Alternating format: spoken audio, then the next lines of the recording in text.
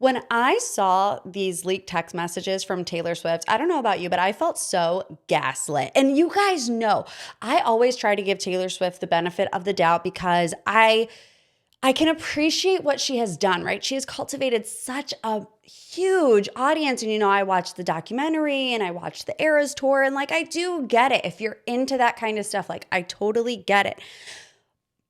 But there's always just something that, holds me back from 10 toes down becoming a Swiftie. You know what I mean? And then we get these newly unsealed court documents. Text exchanges between Taylor Swift and Blake Lively about Justin Baldoni. And here's the first big one that we want to talk about.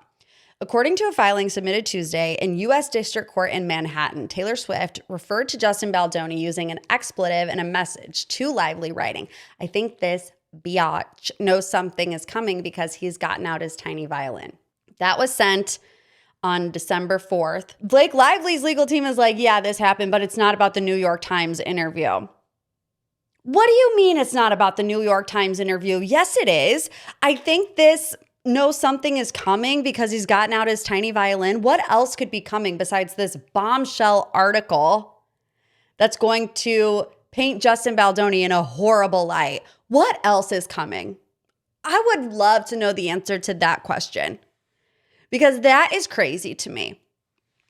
Taylor Swift's reps did not respond to comment requests Thursday night. Previously, her spokesperson stated that Swift's only involvement in the film was licensing a song, My Tears Ricochet, and that she was not otherwise connected to the production following an earlier attempt to subpoena her, which that was kind of Marty Supreme, table tennis, back and forth. Sorry, it's on my brain. I went and saw it this weekend, but she was being subpoenaed. She wasn't. She wasn't.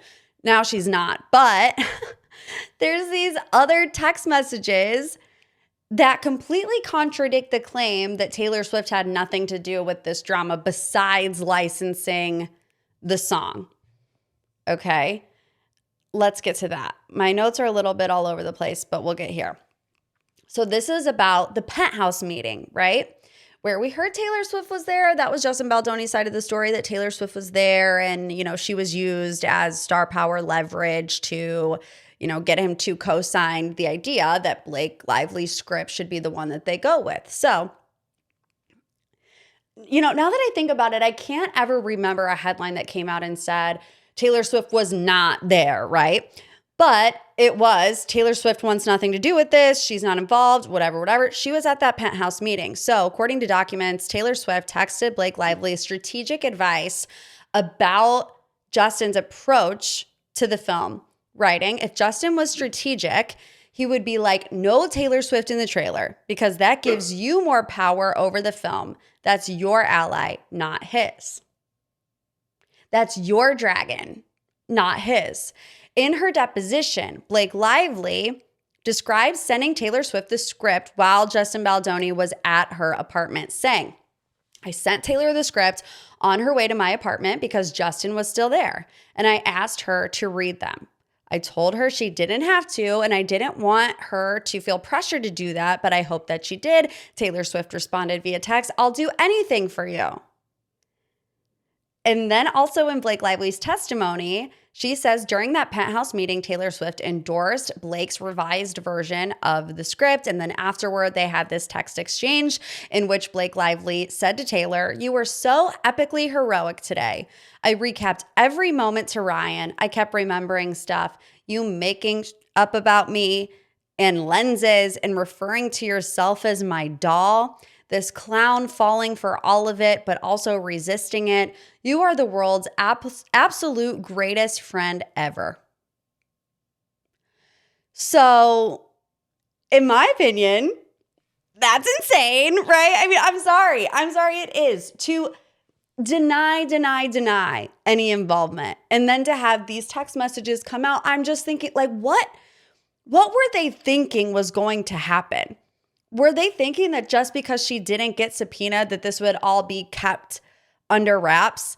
And, right before I came on here, I just read more text messages between Blake Lively and Taylor Swift, where they were talking about the distance in their friendship, right? And Blake was like, I don't know if I should be saying this, but I feel like I'm paraphrasing, but I feel like there's some distance between the two of us. And then Taylor Swift says, I know you've been going through a lot and I feel bad, but I kind of feel like I've lost my friend in all of this. Every text message you sent to me feels like a corporate email that you're sending to 500 employees. And I just miss my dark humored, funny friend and I want her back. And I no longer want to be talking about all of this stuff.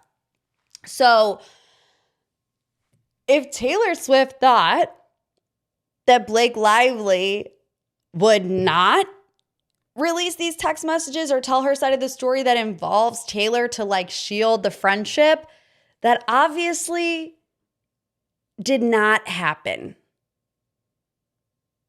That obviously did not happen. Now, I will say, on the other hand, Lively's attorney, Sigrid McCauley, said that the newly unsealed exhibits contain additional critical statements about Justin Baldoni from others involved with the project, calling the documents damning for him. There were a lot of people's thoughts, emails. Jenny Slate, right? Jenny Slate said, described the shoot as disturbing. She referred to Justin Baldoni as a false ally, a fraud. Later wrote, Justin and his business partner, Jamie Heath, freak me out. There was an email in there from Colleen Hoover stating she was uncomfortable attending the premiere if Baldoni was present, writing things are beyond uncomfortable at this point. And then Isabella Ferrer, testified that Justin Baldoni made an inappropriate hot comment about an intimate scene involving teen actors, which she said felt personal and unprofessional. So, at this point, with everything that we have seen and heard, like my brain is scrambled eggs when it comes to Blake Lively, Taylor Swift, and Justin Baldoni. And in my personal opinion, I feel like none of them can be trusted. And that's a possibility. I feel like people so often are like, oh, I'm team Blake, I'm team Justin. I don't know that I can be team anybody. At this particular moment in time, maybe that will change.